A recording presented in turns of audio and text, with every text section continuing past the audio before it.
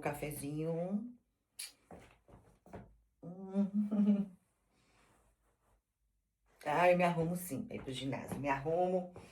Eu sou uma jovem senhora, então eu me arrumo. Bom dia, bom dia.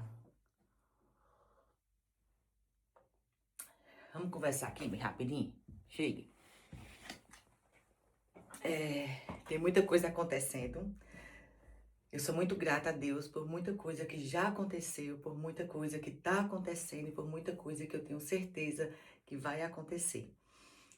Só que a gente chega numa fase também da vida que a gente não pode esquecer pelo que a gente passou.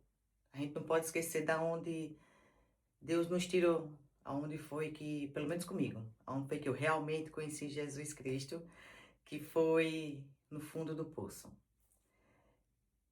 Ninguém me colocou lá. Ninguém colocou uma arma na minha cabeça e falou, vai, faz isso ou faz aquilo. Não, foi eu mesma. Quando eu cheguei aqui em Portugal, eu não estava bebendo quando eu cheguei em Portugal. Eu nunca tinha fumado cigarro e nem ganza, que no Brasil é conhecido como maconha.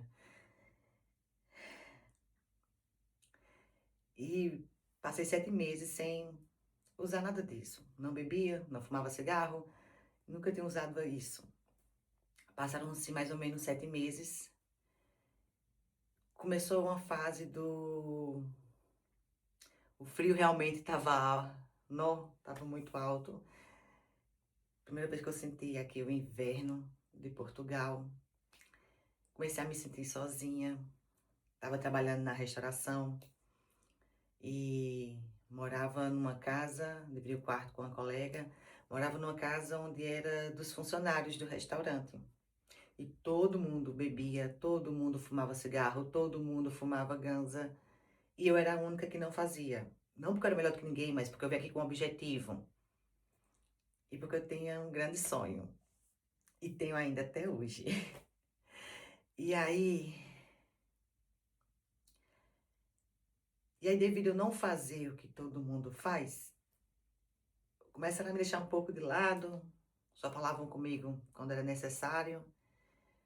E o mais estranho é que esse mesmo grupinho que eu morava era o mesmo grupinho, eram as mesmas pessoas com quem eu trabalhava. E depois, assim, bateu uma tristeza muito grande, porque eu só via meus filhos por videochamada, só via minha mãe por videochamada, a minha amiga por videochamada, nunca tinha saído do país, não sabia como é que era realmente a vida fora. E aí, por me sentir tão sozinha, não sabia ainda andar de autocarro, não sabia como fazer novas amizades, vamos dizer assim. E aí, por me sentir tão sozinha, acabei que uma vez usei a ganza. E aí eu comecei a fazer parte do grupinho. Só que comigo agiu de um jeito diferente. Eu entrei em depressão, tive crise de pânico e de ansiedade. Eu queria tanto ter amigos aqui, queria tanto me sentir amada, confortável em algum momento, tipo, ter o abraço de alguém, que se o único jeito que eu tinha para ter alguém comigo era usando aquilo, então acabei usando. Ninguém colocou uma arma na minha cabeça, ninguém me obrigou a nada. Eu usei porque eu quis. E eu acabei caindo em depressão profunda.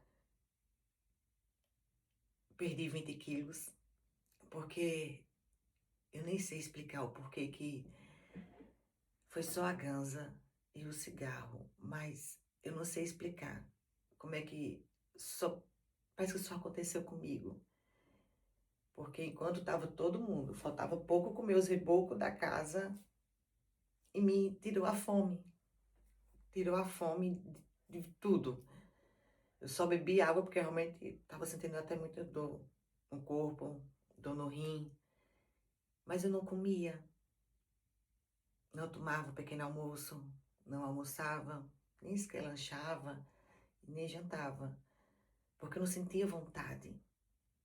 E eu tava só casa, trabalho, trabalho, casa e só fumando ganza, só fumando ganza. E chegou um ponto que eu tava fumando até no trabalho, não tava conseguindo conter aquilo.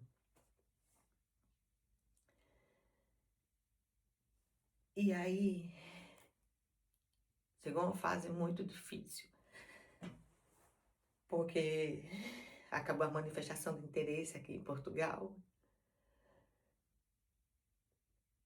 E aí eu tive que sair do trabalho, não estava conseguindo emprego e parecia que era o meu fim. Há um ano atrás, parecia que era o meu fim, o meu.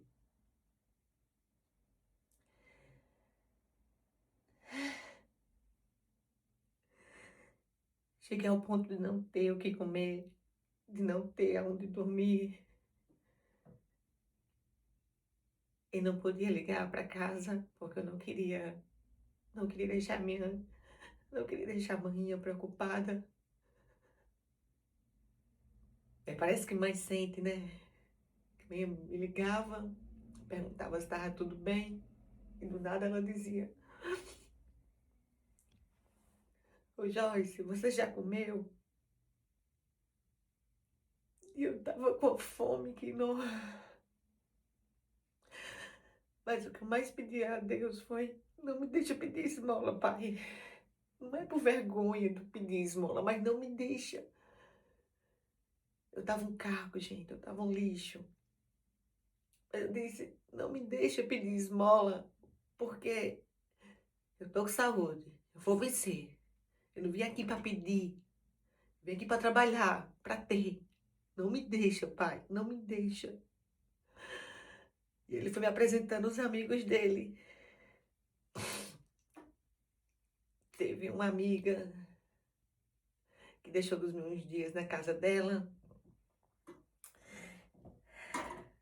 Teve um outro amigo. Nossa, esse então.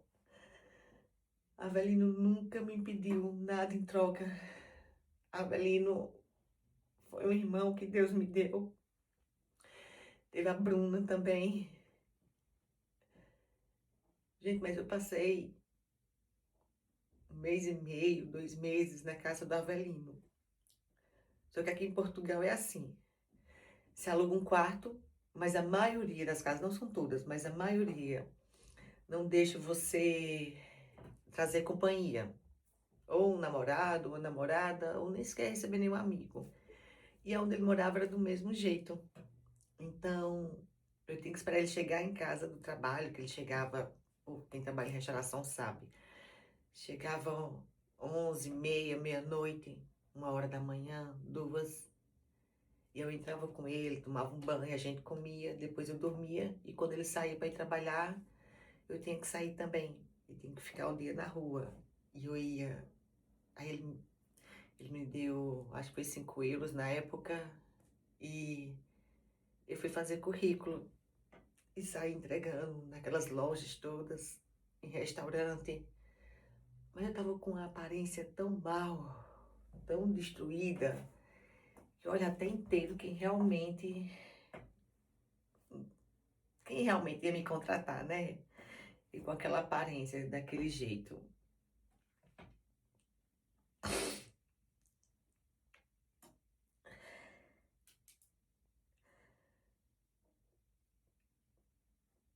O que eu quero dizer aqui é que a gente não pode esquecer da onde a gente veio.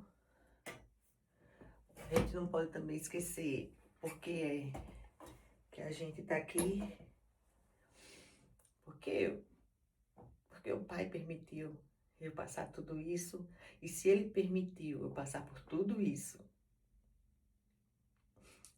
e tudo que eu passei acabou me aproximando mais dele, e olha, eu não sou perfeita.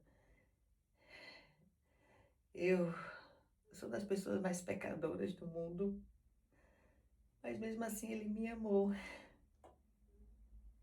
e ele continua me amando.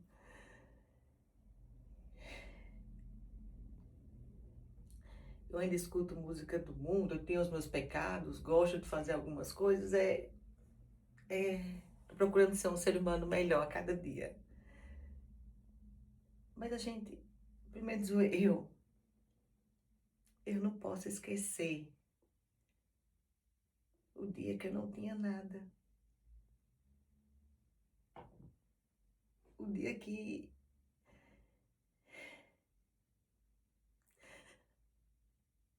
eu pedi muito, muito,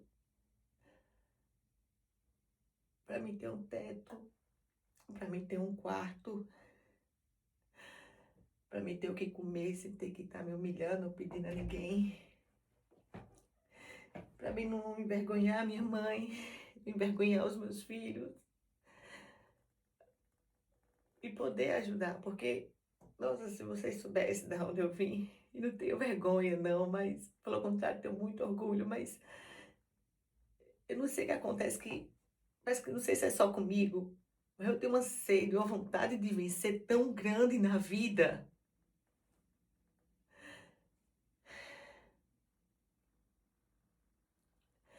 Estou muito feliz, porque muita coisa já aconteceu. Está acontecendo e vai acontecer.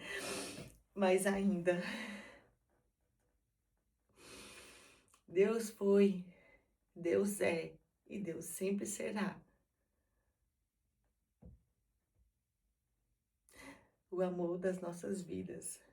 E Jesus Cristo, o nosso Salvador. A gente só não pode desistir. Não podemos desistir, jamais. Porque hoje, depois de um ano, eu já engordei 15 quilos, de um jeito bem legal, tudo distribuído. Hoje eu tenho o meu primeiro documento, o meu primeiro título de residência. Eu esperei 2 anos e meio para receber. Hoje eu tenho meu quarto, que eu tive já que dormir no colchão, em chão, na sala, na rua. E olha, para alguns não pode ser nem muita coisa, mas para mim, parece uma mansão, gente. Tem meu espelho, que assim que eu comprar outro, tá? Eu vou postar aqui. Tem esse roupeiro lindo, maravilhoso. Amo roupeiro branco. Minha caminha. Minha cabeceirazinha ali, que é a do mudo. Aqui algumas coisinhas que eu anoto. Meus sonhos, metas. E ai, aqui é o lugar mais lindo que eu acho, tá? É aqui, meu espaçozinho. Que eu me ajoelho, que eu oro pelos meus príncipes. Mamãe tá indo ver vocês, tá? Minha manhã, minha doidinha, meu padrasto, Pedinho, amo muito. E tia Larice. E aqui é a Bíblia.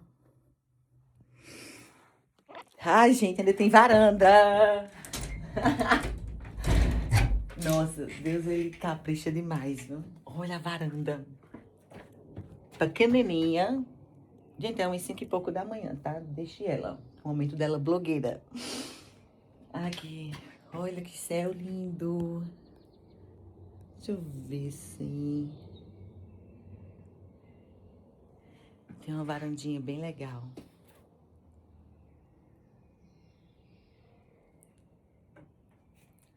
Sei lá. Acho que eu falei muito, talvez ninguém tenha entendido o que eu queria dizer, mas se você tem um sonho, é porque Deus já te viu realizando, Deus já te viu vivendo aquilo que Ele plantou no seu coraçãozinho. E se você consegue se ver, se imaginar lá, é porque é lá onde você tem que estar. E não desistam, não desistam. Falaram que era para poder me entregar. Falaram que aqui não é meu lugar. Tinha que voltar para minha terra. Falaram que eu nunca ia conseguir.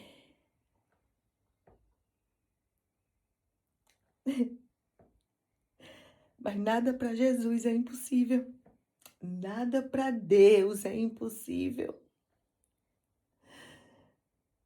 E tudo que eu tenho aqui hoje, agora, para alguns pode não ser nada, tô nem aí. Eu sei que foi tudo que eu pedi.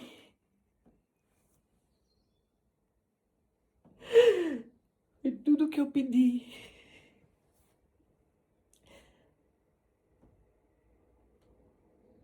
Porque eu não queria voltar deportada. Falaram que era para eu poder procurar.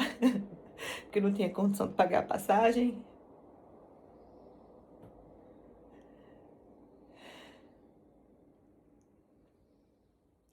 Mas não. Olha, qualquer outra pessoa no meu lugar teria voltado. Teria. E eu entendo. Mas Deus só dá um peso que você pode suportar. E obrigado, Pai, porque eu não desisti. Obrigado, Pai, por não desistir de mim. Obrigado, Jesus, por ter me dado forças, por ter me curado daquele vício. 1 ano sem fumar ganza, já tô limpa. E agora só esperando o momento certo para poder comprar passagem de ida e volta, para poder ver minha família, ver mainha, ver meus filhos.